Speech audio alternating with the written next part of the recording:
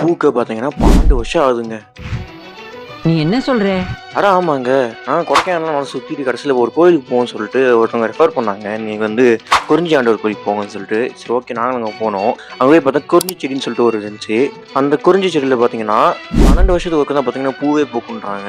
அது கேட்கவே அவ்வளோ ஆச்சரியமா இருந்துச்சு. 2018ல பார்த்தீங்கன்னா பூ பூத்திருக்கு. அதுக்கடுத்து பார்த்தா 2030ல தான் பார்த்தீங்கன்னா பூக்குன்னு சொன்னாங்க. அப்படியே எங்க அப்பான்ற மாரி தான் இருந்துச்சு. சரி ஓகேன்னு சொல்லிட்டு முருகன அப்படியே கும்பிட்டுட்டு, அன்னதானம் சாப்பிட்டுட்டு சுத்தி அவ்வளோ நேச்சர் செம்மையா இருந்துச்சுன்னு சொல்லலாம். சுத்தி அவ்வளோ கிளைமேட் சூப்பரா இருந்துச்சு. ஒரு இடத்துல இருந்து பார்த்தா பழனி தெரியும்னு சொன்னாங்க. பட் ஆனா ஃபுல்லா மிஸ்ட்டா இருந்தனால பழனி பார்க்க முடியல. மேகம் மறைச்சிருச்சு.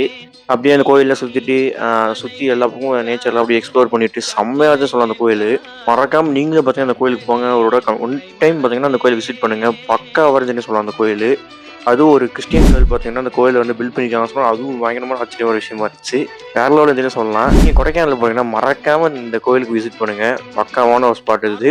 அதே மாரி பார்த்தீங்கன்னா, கொடைக்கானல் சீரிஸ் முடிஞ்சுச்சு.